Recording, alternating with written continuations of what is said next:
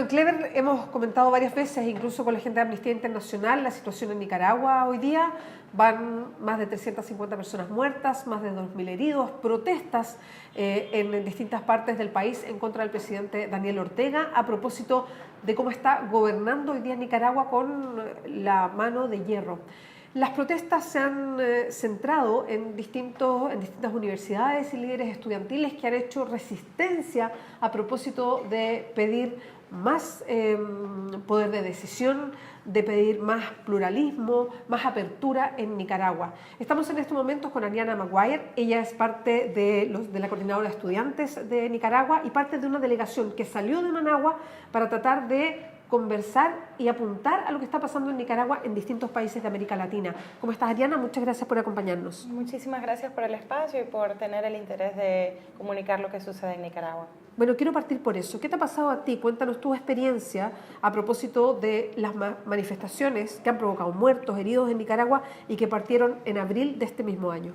Sí, la experiencia que está viviendo el pueblo nicaragüense ahora es realmente dramática. Tenemos una crisis humanitaria bastante grave, una crisis que hay que resolver con urgencia y con muchísimo compromiso, sobre todo la vida de todos los nicaragüenses, principalmente de los jóvenes, quienes hemos sido los que hemos impulsado este proceso de insurrección cívica, ha cambiado rotundamente, radicalmente desde el 18 de abril, cuando la fase represiva del gobierno estalló y se desdibujó totalmente y se convirtió en lo que es ahora, ¿no? Un saldo de más de 400 personas muertas, un saldo de más de 2.000 heridos, incluyendo personas mutiladas, personas que quedaron lisiadas para el resto de sus vidas, digamos, más de 400 personas que aún continúan desaparecidas, que fueron capturadas por grupos paramilitares armados afines al gobierno, una lista de más de 150 presos políticos que continúan en las cárceles de detención ilegal, que además son cárceles de tortura, las mismas cárceles que se utilizaba en la dictadura de Somoza, son las mismas cárceles que está utilizando hoy Daniel Ortega para criminalizar la protesta de los ciudadanos. Ariana, ¿cómo entendemos el proceso en Nicaragua? Te lo pregunto porque Daniel Ortega tiene, es conocida toda su trayectoria política, lo que representa la historia de Nicaragua, se instala como un presidente desde la izquierda que busca gobernar con movimientos sociales, que busca un gobierno más igualitario, que busca, lo que muchos gobiernos desde la izquierda se han instalado en América Latina. ¿Qué es lo que pasó en este proceso que hoy día vemos a gente en Nicaragua, personas como tú, por ejemplo, que lo comparan incluso con el dictador Somoza?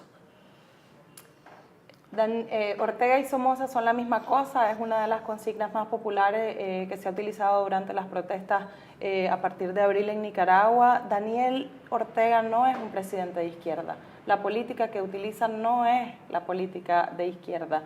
Daniel Ortega ha conseguido incluso utilizar un discurso, una retórica del socialismo del siglo pasado para esconder una oligarquía familiar, empresarial, que mancilla los derechos sociales y que gobierna principalmente para su bienestar familiar.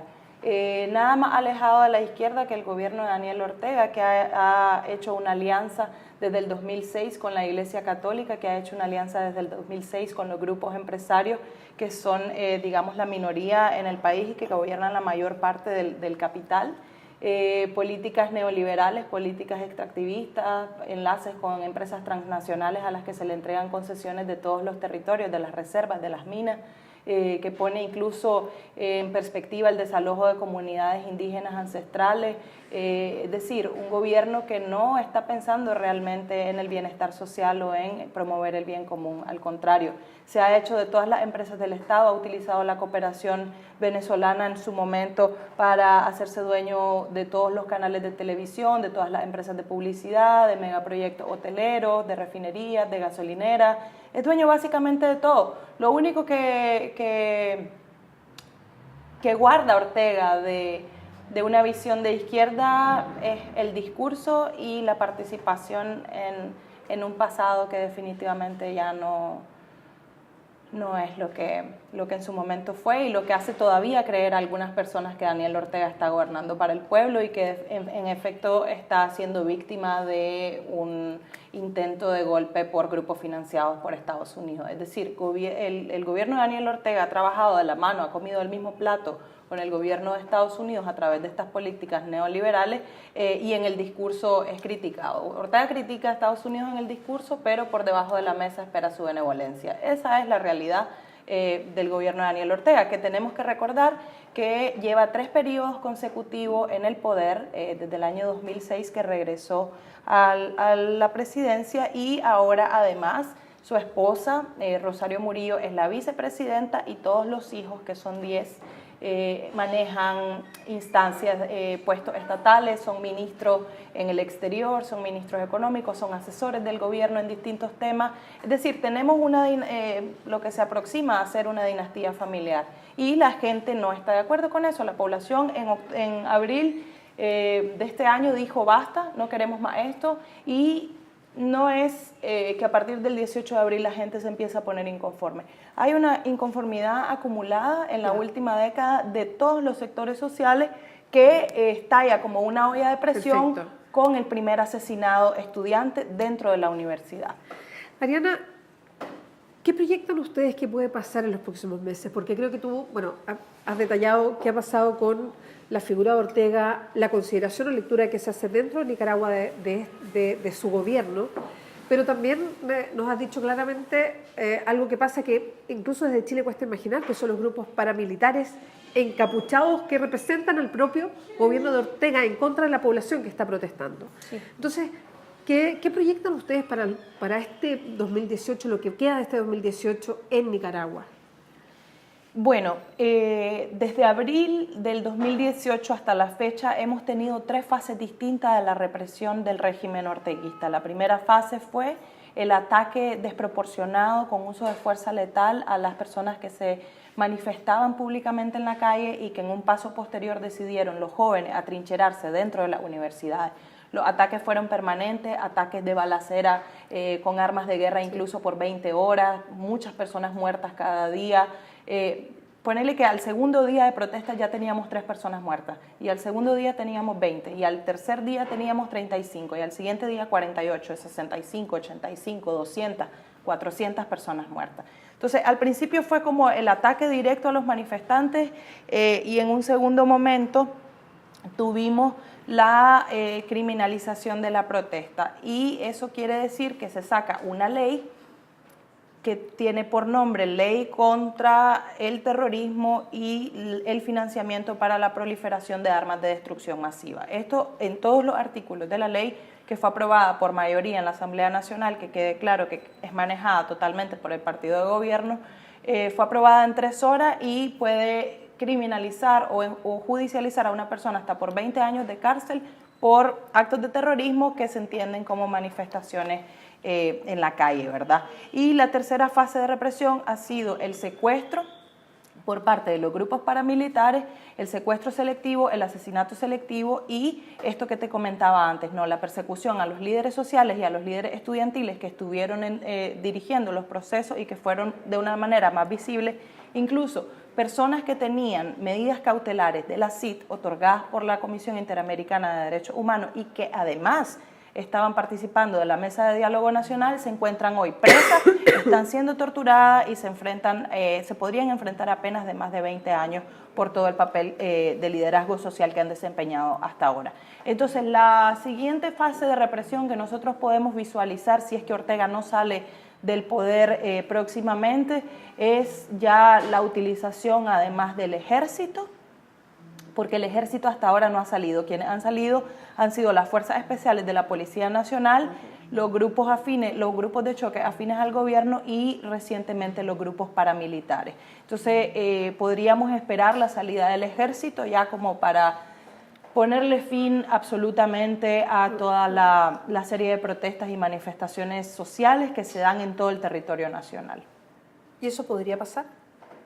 Podría pasar cualquier cosa en Nicaragua. Ya todo lo inimaginable, todo el horror, todo lo que nunca pensamos nosotros como generación joven que íbamos a vivir, lo estamos viviendo. Nosotros somos nietos de la revolución de 1979, nuestros padres estuvieron en la revolución, nuestros padres vivieron la guerra de los 10 años en los años 80, muchos de nuestros familiares murieron en ese periodo y nosotros conocíamos el horror de la dictadura a través de los libros de historia y a través de las historias precisamente de nuestra familia. pero ahora nos está tocando vivirlo en carne propia, nos está tocando ver morir a nuestros compañeros, ver sus cerebros fuera de sus cabezas, ver las balas que les atraviesan la garganta.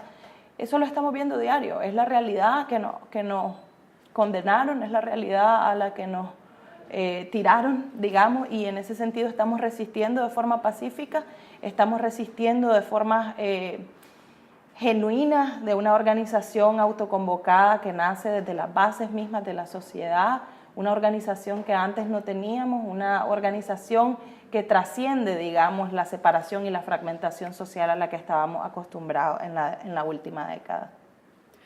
Ariana, con esta visita a Chile y otros países de América Latina, ¿qué es lo que están buscando ustedes desde el punto de vista internacional? Bien, como en Nicaragua no tenemos institucionalidad alguna, todas las empresas, todos los poderes del Estado, todas las instituciones de gobierno están controladas por este personaje que se llama Daniel Ortega, que es el jefe supremo de todas las fuerzas en Nicaragua. Ante la falta de herramientas jurídicas y de, digamos, disposiciones legales en nuestro país, recurrimos a la solidaridad internacional para que nos apoyen y para que nos ayuden a agilizar el proceso para la salida de Daniel Ortega, sea a través de elecciones adelantadas, sea a través de la renuncia del presidente, pero que impulsen, digamos, y que ayuden a fortalecer los procesos que se han implementado en las sesiones especiales de seguimiento al caso Nicaragua en la OEA. Se ha avanzado mucho, se creó una comisión de seguimiento especial y recientemente, el día de ayer, el presidente Daniel Ortega envió una carta pública y dijo que no va a dejar entrar a ninguna misión especial de la OEA porque están parcializados y porque están financiados por Estados Unidos. Entonces, el mismo discurso del imperialismo yanqui es el que está siendo utilizado para bloquear y frenar estos procesos que a nivel de derecho internacional se están poniendo en marcha para encontrar una solución a la crisis. Entonces, en ese sentido, nosotros nos estamos reuniendo acá en Chile y en el resto de países que vamos a visitar. Tenemos una agenda que incluye partidos políticos, que incluye cámaras de diputados, que incluye, digamos, niveles más altos a nivel de Cancillería, a nivel de Presidencia, pero también queremos reunirnos con movimientos sociales, con grupos feministas, con grupos y movimientos estudiantiles y, por supuesto, con los nicas residentes en cada país al que vamos a visitar, ¿verdad? Lo que intentamos es, aunque nos vayan a acusar próximamente de terroristas o de querer encontrar fondos para financiar armas de destrucción masiva, lo que estamos buscando es una solidaridad como en algún tiempo la tuvo Chile, como en algún tiempo la tuvo cualquier otro país del cono sur de América que ha atravesado una dictadura sangrienta y cruel.